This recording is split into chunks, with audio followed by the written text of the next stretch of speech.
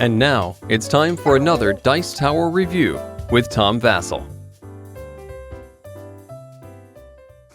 When I was at the Essen Fair this year, I found Medieval Academy in Hall 4. Hall 4 had a lot of companies and games that just weren't very impressive. But when I saw this one, it seemed impressive. The artwork, for one thing, just really jumped out at me, and that's because it's by Piero, who did the artwork for Ghost Stories. Well, that alone is enough to make you look at a game. Then I heard the game had drafting. Drafting something interesting. Oh, I hope it's good, I hope it's good, I hope it's good, I hope it's good. Let's see.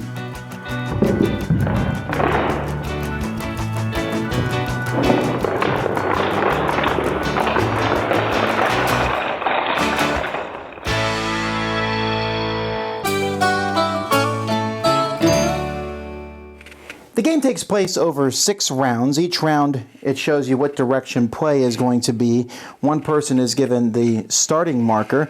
A deck of cards is shuffled. This deck of cards is going to show various cards in different colors, although the colors are also differentiated by symbol there. And these cards range from 2 to 5. And there's different numbers of cards. I actually don't know the exact distribution. But you're going to shuffle these, and each player is going to get 5 of them.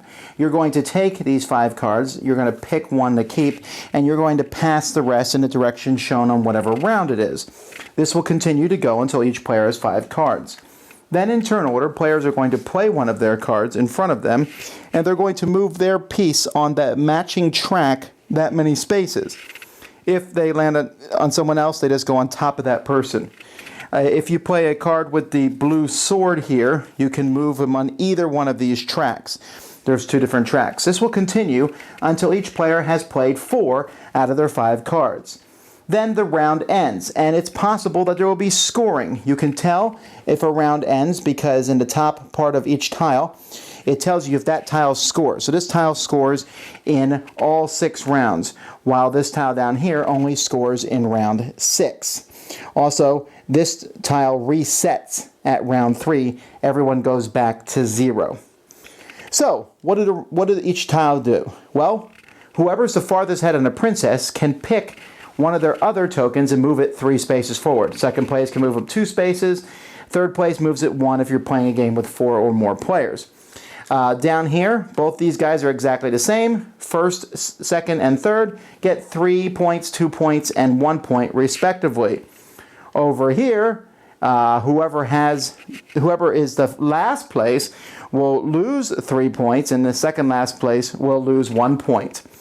And then down here at the king, this one only scores in round 3 and in round 6. If you make it to this marker, you'll make 6, and if you make it all the way to the end, you get 12 points. This guy scores at the end of the game, and again, last place gets -10, second last place gets -5.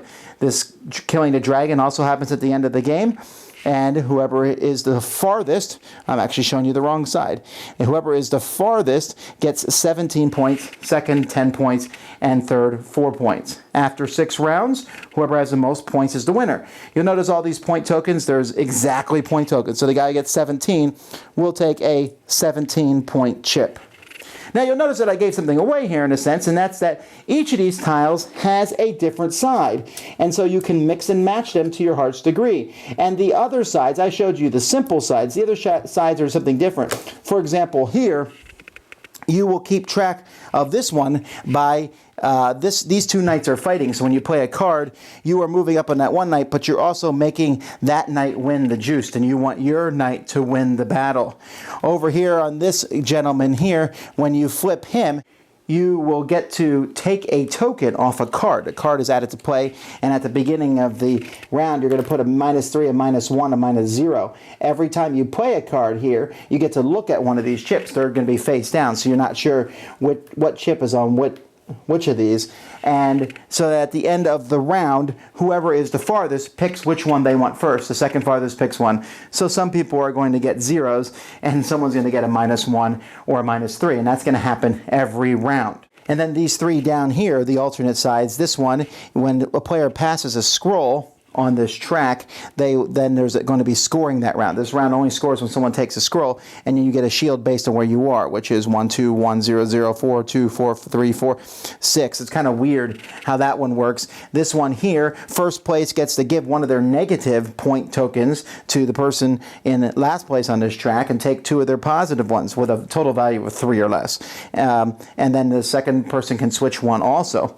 And then the dragon here, you get points equal to the number of victory point tokens that you've gotten this round. There's also a few other things too, where when some of these cards are reset, you can play where the person who's farthest back goes back to 0, the second farthest back goes to 1, so you get kind of a jump start on the next round. And so you can mix and match really, but the object is the same, to have the most points after 6 rounds. Oh my. I like this game. This is an amazing game. I played this, everyone I played this with said, wow. I mean, because really, if you think about it, there's nothing really spectacular if I just explain the game to you. You're basically drafting cards and then moving things on tracks. That doesn't sound very interesting, but the way the game works, it just is marvelous.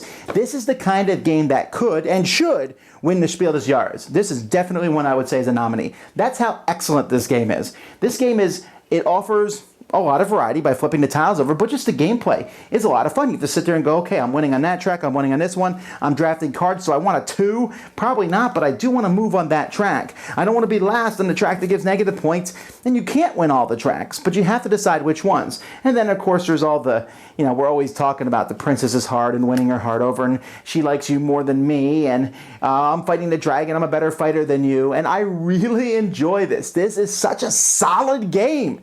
Get it, get it, get it.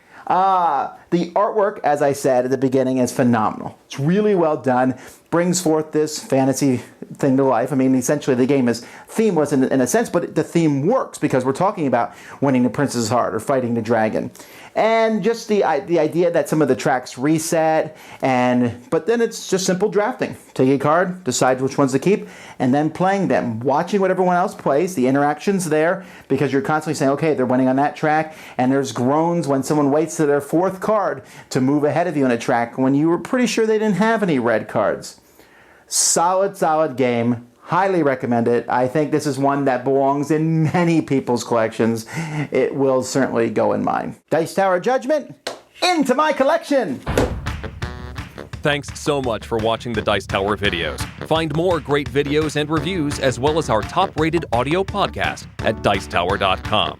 You can also find other great shows at Dicetowernetwork.com. I'm Eric Summerer, and you've been watching The Dice Tower. The Dice Tower is sponsored by Cool Stuff Inc., where you can find great games for great prices.